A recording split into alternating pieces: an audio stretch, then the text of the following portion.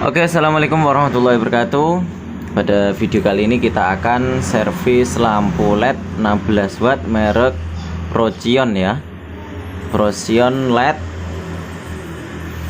Nah, apakah yang rusak? Kita simak video kita kali ini sampai habis supaya kita bisa mendapatkan manfaat dari video ini. Oke, di sini pertama-tama tentu saja kita buka dulu casingnya menggunakan kepi. Nah, kepinya di sini kepi biasa, akan tetapi sudah kita tipiskan di bagian samping-sampingnya sehingga posisi samping dan juga ujung dia sudah lebih tipis ya. Nah, berbeda dengan kepi yang masih asli atau original ya, belum diapa-apakan, dia sudutnya tumpul sehingga sulit jika kita gunakan untuk membuka dari casing lampu LED. Nah, cara bukanya cukup mudah, tinggal kita masukkan, kita putar atau songkel ya, sambil jempolan kita tekan ke atas untuk mempermudah dari membuka casing lampu LED ini. Dan kita perhatikan di bagian chip LED SMD nya ternyata tidak ada yang putus secara fisik ya, kan, tapi kita nyalakan dia tidak nyala.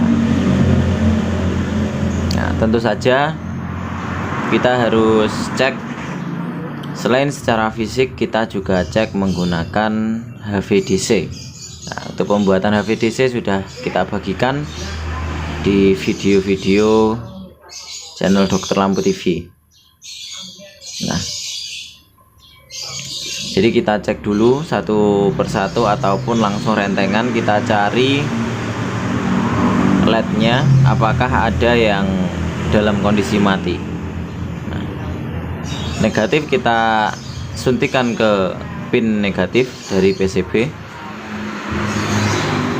Nah, kemudian positif ke positif dan kita cari LED nya. Nah, ternyata di bagian negatif 3 LED seri dia menyala, kemudian yang nomor 4 di situ dia tidak menyala. Di bagian itu tidak menyala, sehingga pengetesan kita balik, positif kita kasih ke jalur positif dan negatifnya kita gunakan untuk mencari LED yang putus. Dan ternyata hasilnya cuma satu chip LED yang rusak. Nah, ini benar-benar nggak nyala, sehingga harus kita lepas.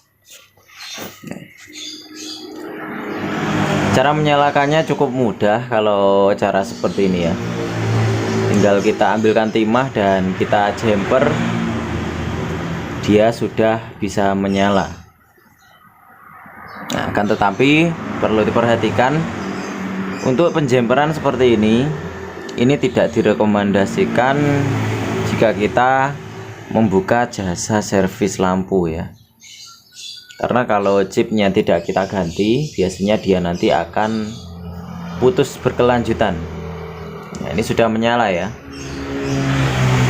jadi jumper di sini kita hanya menggunakan untuk pengetesan dari drivernya. Nah, pengetesan sederhana. Dan ini untuk warna LED-nya ini dia 7000K ya, sangat putih mendekati biru ya. Nah, seperti itu. Sebenarnya sudah bisa kita gunakan kalau hanya untuk daruratan saja. Kan tetapi kalau kita buka jasa servis, kita harus melakukan penggantian dari semua chip LED-nya. Karena biasanya chip LED seperti ini dia ada masa pakainya. Jika sudah masa pakainya habis, dia nanti biasanya akan putus ya, putus bergantian. Apalagi sudah kita panasi ulang, nah, biasanya chip yang lama akan cepat rusak. Jadi sangat direkomendasikan untuk penggantian dari total chipletnya.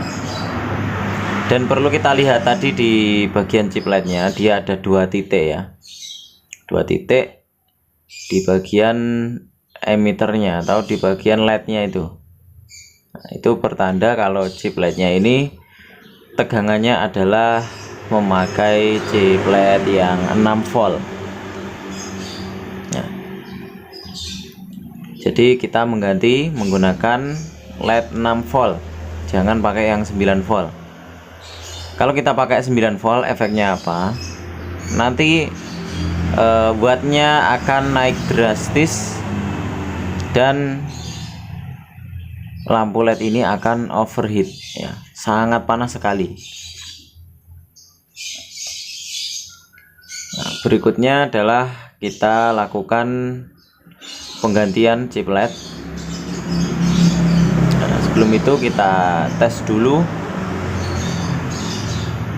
karena di sini ada wattmeter ya, saya hanya untuk memastikan itu wattnya berapa.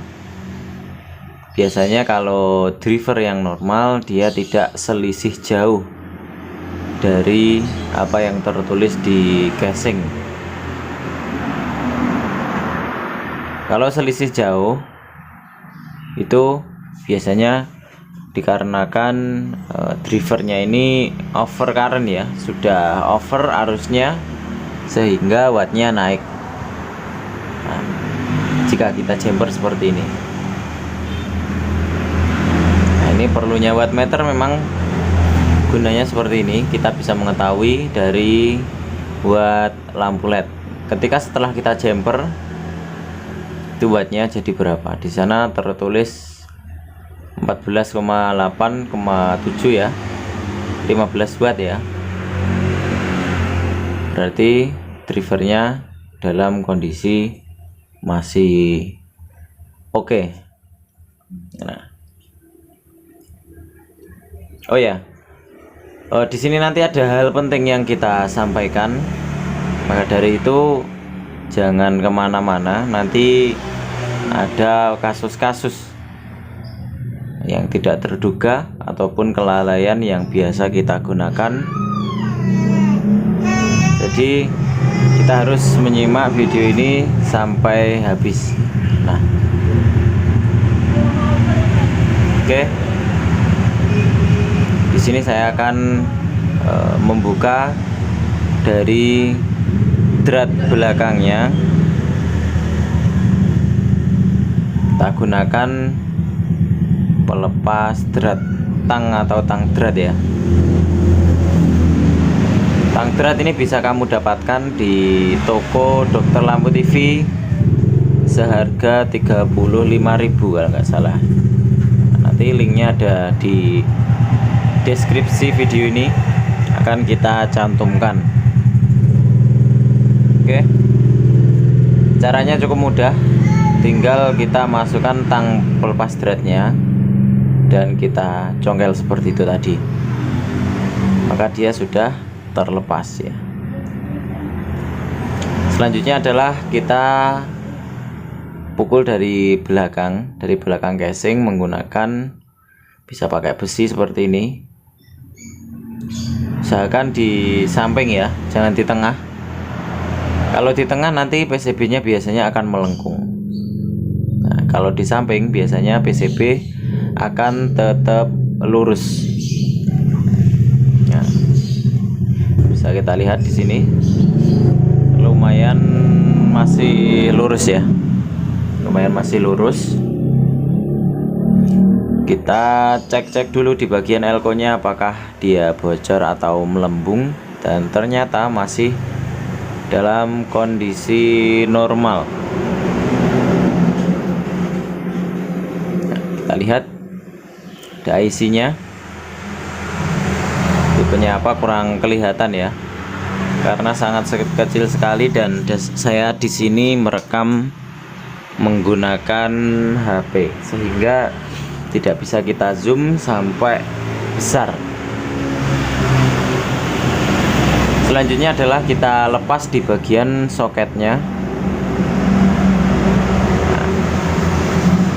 Karena soketnya ini nggak bisa kita tarik langsung karena dia nyangkut biasanya. Jadi harus kita lebarkan dulu, baru kita lepas di bagian drivernya. Nah, nanti di sini ada kelalaian di bagian pemasangan chiplet yang mungkin setelah nonton ini mungkin kamu bisa mendapatkan pengalaman baru. Karena tipe chiplet di sini asumsinya kalau kita masang seperti ini kan biasanya dia lurus ya, positif kemudian sampai ke negatifnya dia lurus. Nah, kan tetapi ternyata salah ya, tidak sesuai dengan yang kita bayangkan. Karena kemarin saya tidak cek di sini untuk jalurnya, jadi langsung saya rekam dan fokus untuk pemasangan chipletnya, sehingga kesalahan-kesalahan di sini terjadi ya. Nah, di sini kita ambil chiplet ini menggunakan pinset ya. Nah, yang biasanya saya langsung menuangkan chipletnya ini, saya tuangkan ke tangan baru kita pasang ya. Kan tetapi di sini saya ambil langsung di bagian chipletnya langsung dari adahnya ya. Nah, kita perhatikan. Nah, itu chip aslinya dia yang atas ya, ada 2 titik. Itu berarti dia memakai 6 volt. Dan ada pojokannya itu ada semacam cekungan atau gap ya. Nah, itu adalah tanda bagian negatif. Nah, di bagian chip yang baru dia ada yang lebar. Nah, lebarnya ini adalah bagian negatif. Kan tapi chip yang lama dia tidak ada bagian lebar sehingga sisi-sisinya dia sama ya. Kan tapi kalau dari atas bisa kita deteksi di bagian pojoknya sama-sama ada potongannya. Dan itu adalah bagian negatif. Dan di sini saya masangnya dia lurus ya, positif negatif. Kita perhatikan nanti akan saya berikan tanda. Kita tanda itu bagian plus ya. Pin plus sampai pin negatif itu kita perhatikan. Nah, itu plusnya kita sambungkan ke chiplet yang ada potongannya. Itu berarti di sini kebalik ya pemasangannya. Jadi positif itu sebenarnya adalah di bagian negatif. Nah, oke, di sini ada yang kebalik ya jalurnya, ada saya gambarkan itu. Nah, dia muter di bagian jalur PCB-nya. Nah, muternya di bagian itu, sehingga ini harus kita balik untuk pemasangannya. Dan setelah kita balik dia sudah menyala dengan normal. Dan untuk soketnya di sini kita tutup lagi atau kita rapatkan lagi, dan kita luruskan di bagian PCB-nya ke arah soket di bagian driver. Nah, itu positif karena tadi negatif. Nah, ke pin negatif ya, chip negatif. Jadi kita sambungkan pin positifnya ke arah driver yang negatif. Nah, jadi sesuai dengan jalur yang kita buat atau jalur yang kita pasang chipletnya. Nah, itu negatif, kita taruh di bagian negatif. Nah, seperti itu.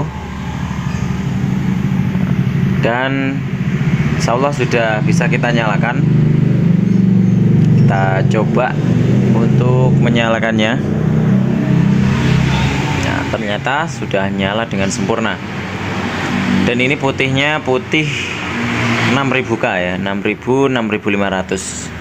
Jadi Jadi lebih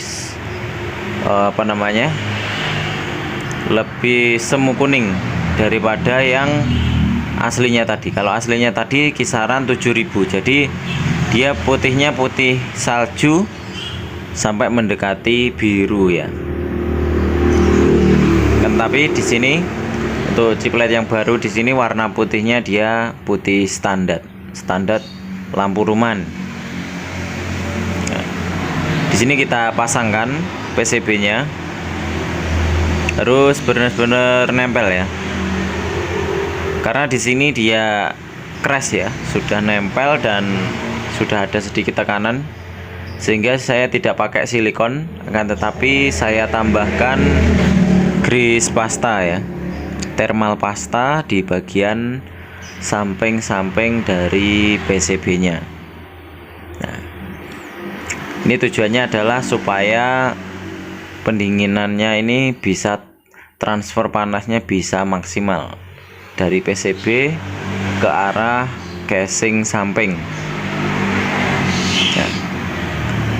Dan poinnya tadi ya, yang perlu kita ambil pelajaran adalah kita harus selalu memperhatikan dari jalur di bagian PCB.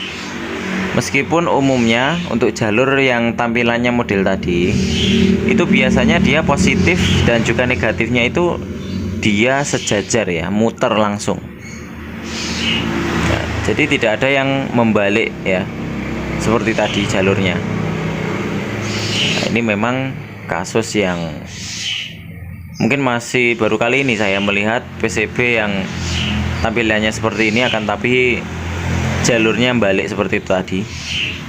Makanya ini terjadi kesalahan karena saya fokus ngerekam dan masang chipletnya, ternyata masih masih belum memperhatikan dari jalur PCB-nya. Nah, mungkin bisa jadi kalian pernah mengalami kasus seperti ini, bisa kalian komentar di video ini untuk kasus-kasus yang lain ya, yang sering terjadi ketika servis lampu LED. Ya meskipun sering servis kan, tapi ya itu tadi ya, sepandai-pandainya tupai melompat ya pernah jatuh juga ya. Nah, tapi dengan jatuh itu akan menambah pengalaman dari kita servis ya. Jadi di kemudian hari kita tidak terkecoh lagi. Jadi lebih teliti lagi, belajar dari kesalahan yang pernah kita perbuat ya. Di sini saya berikan tanggal garansinya dan juga harganya. Untuk servis seperti ini kita biasanya menarik 18.000 biasanya. Dan garansi untuk di kios saya itu biasanya garansinya adalah 1 bulan ya. Sana tertulis ini saya servisnya tanggal 25 bulan 1 2022 ya, dan 18.000. Nah, untuk segel seperti ini bisa kamu dapatkan di Dokter Lampu TV juga.